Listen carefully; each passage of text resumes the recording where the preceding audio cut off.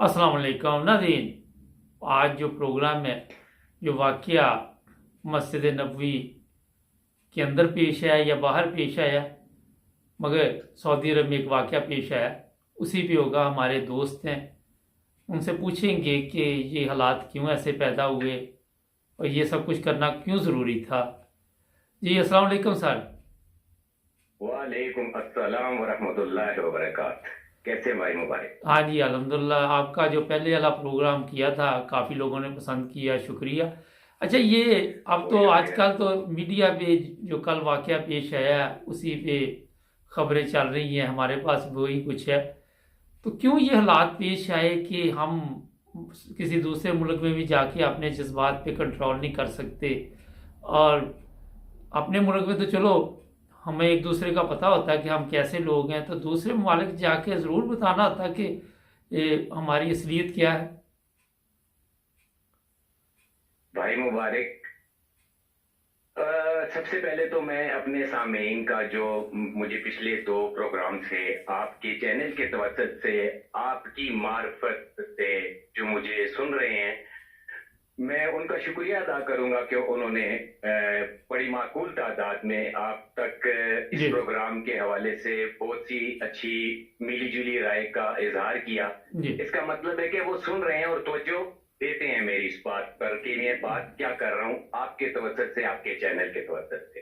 जी बहुत शुक्रिया। शुक्रिया एक मरतबा फिर सब सामीन का। और जो मुझे पिछले दो प्रोग्राम से सुन रहे हैं, प्रोग्राम से, ये उसी का तसलसल है। मैं उस तसलसल को हमेशा कायम रखूंगा हर प्रोग्राम में, ताकि जो नए भी आ रहे हैं तो उनको चाहिए कि वो जाके पीछे पहले प्रोग्राम से देखें कि हमारा जो थीम थी बेसिक वो क्या थी, जी और फिर जो हम आगे जो डे बाय डे आगे प्रोग्राम करेंगे तो वो उनका कड़ी से कड़ी मिलाते हुए उस सिलसिले के अंदर इंशाल्लाह हमारे शामिल होते जी जाएंगे। अब आते हैं आपके सवाल की तरफ। मेरे भाई मुबारक, सबसे पहले तो पूरे आलम इस्लाम को जुम्मतुल विदा की मुबारक।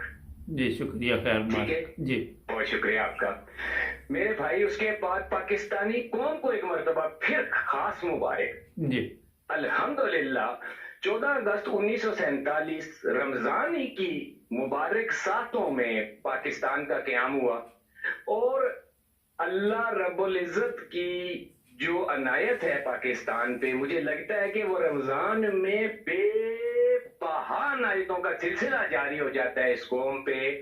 और इस कदर अनायात होती हैं, इस कदर अनायात होती हैं कि जिनका शुमार करना या जिनके ऊपर कोई कोई उनकी हैयत को जानना, ये नामुमकिनात में से मुझे दिखाई दे रहा है। अगर इस सिलसिले को आप उस 14 अगस्त 1947 के दिन से लेके अब तक देखते चले आए तो जितनी रहमतों का, जितनी कामयाबियों का नजूल हुआ है वो इस रमजान करीम में हुआ है। और एक मरतबा फिर मैं अपनी कौम को आपकी तवज्जुह से, आपके चैनल की तवज्जुह से मुबारकबाद पेश करता हूँ इस आजिजाना बात के साथ कि एक दिल जला, एक कौम का जला, जी एक सियासत का जला, जी एक नाइंसाफियों का जला, जी एक बेइंसाफी का जला, एक बिना गुनाह किए सजाओं का लामुतनाई सिलसिलों से चला हुआ एक पाकिस्तानी अगर वो अपने जज्बात का इजहार न करे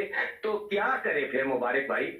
और जो ये कहते हैं, जो ये कहते हैं कि ये गाना काबा और मदीना मनवरा में मस्जिद नबवी में पेश आया, तो या खुदाया, क्या खाना खुदा, वहां हक की बात करना कब से ये जुर्म ठहरा? मुझे वो आयन, वो इस्लामी आयन, वो दुनियावी आयन बताएं जिसमें खुदा से, खुदा के घर में रह के, बैठ के, खड़े होके, हाजिर होके हक बात करना, क्या वो कौन सा जुर्म है ये?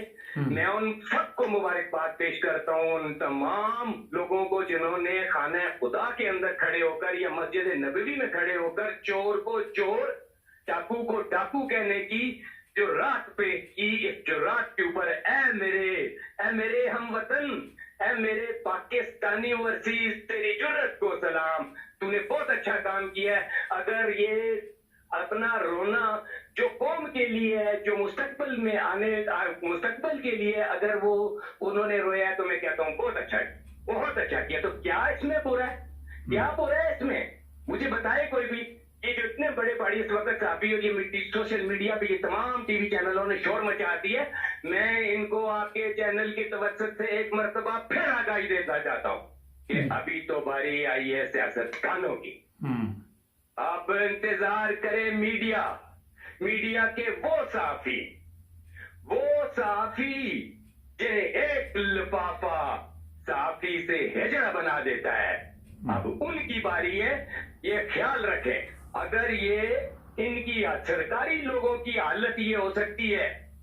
پرائم منسٹر آف پاکستان، وزارت اطلاعات کی جو انچارج میری محترم میری بہن، پھر اس کے بعد وزیر خارجہ پاکستان، پھر اس کے بعد کوئٹہ کی ایک نامور شخصیت جس کے باپ کا بہت بڑا کردار تھا پاکستان بنانے میں، جس عمر میں وہ تھا، اور پاکستان کی جدوجہد آزادی کی کمان جس وقت اعلیٰ حضرت محمد علی جناح کر رہے تھے، تو انہی کا جو باپ تھا، میں کہتا ہوں اس نے اپنی نوجوانی کا حق ادا کیا تھا پاکستان بنانے میں. آپ اس کے والد کا کردار دیکھیں، پاکستان کی تاریخ اٹھا کر دیکھیں. لیکن آج اس کے ساتھ کیا ہوا ہے؟ اس کے بعد یہ میں کہہ رہا ہوں میڈیا کی باری میں واپس آ رہا ہوں. پھر اسی سلسلے کے اوپر میں نے کہا ہے ساتیں بدل گئی ہیں. ان ساتوں کا نزول جاری ہے جس میں اس قوم نے ڈائریکشن پانی ہے. آپ نے بدو بنایا دوسری نسل کو پاکستان کی. یہ تھرڈ جنریشن ہے اور یہ ساری جنریشن 17 سال سے لے کر 30 سال والی ہے. کیسے روکو گے اس کو؟ کیسے روکو گے اس کو میڈیا والوں جو آج تم جھوٹ کو سچ، بے انصافی کو انصاف بنا کر پیش کر رہے ہو؟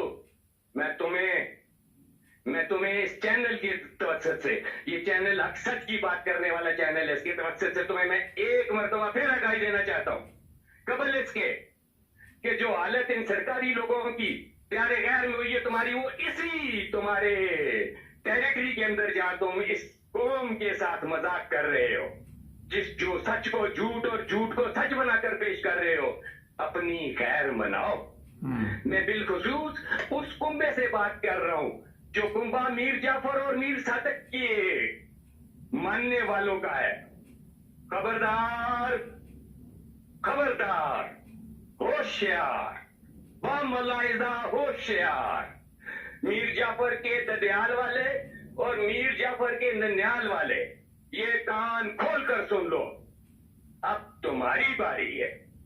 اور میں پھر کہوں گا کہ قوم سنبھل جائے، قوم کے یہ جو لیڈر ہیں یہ سنبھل جائیں. اگر یہ پہلا سٹیپ ہے، دوسرا میڈیا پہ آیا تو تیسرا پھر چلا جائے گا انصاف کی طرف. بڑا مسئلہ کر دیں گے یہ نوجوان. یہ وہ نوجوان ہیں جن کی روحوں پر، جن کے دلوں پر اور جن کے دماغوں پر اور ایون کے سوتے ہوئے ذہنوں پر بھی اس وقت ایک کیفیت طاری ہے جو طاری کی گئی ہے قدرت کی جانب سے. میں نے پچھلے پروگرام میں بھی کہا تھا، میں اب بھی کہتا ہوں اور میں اس کو دہراتا رہوں گا کہ ان ساتوں کا سلسلہ جاری ہو چکا ہے. جب پاکستان کا چیف آف آرمی اسٹاف عالم اسلام کا چیف آف آرمی اسٹاف کہلائے گا، جب پاکستان کی فوج عالم اسلام کی فوج کہلائے گی، جب پاکستان کا وزیر اعظم عالم اسلام کا وزیر اعظم کہلایا جائے گا، اس کی ساتیں، اس کا وقت جو تعین ہو چکا تھا، اس کی ہوا چل پڑی ہے.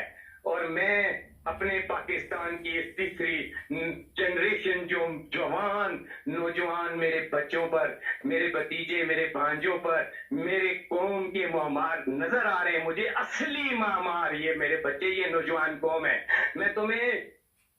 میں تمہیں ایک بات کی گواہی دیتا ہوں کہ تم سب اس وقت میں قائد اعظم محمد علی جناح کے اس مشن کو، جس مشن کے مطابق اس پاکستان کو بنایا گیا، تم آج اس مشن کے ہر اول अव्वल दस्ता समझ लो अपने आप को।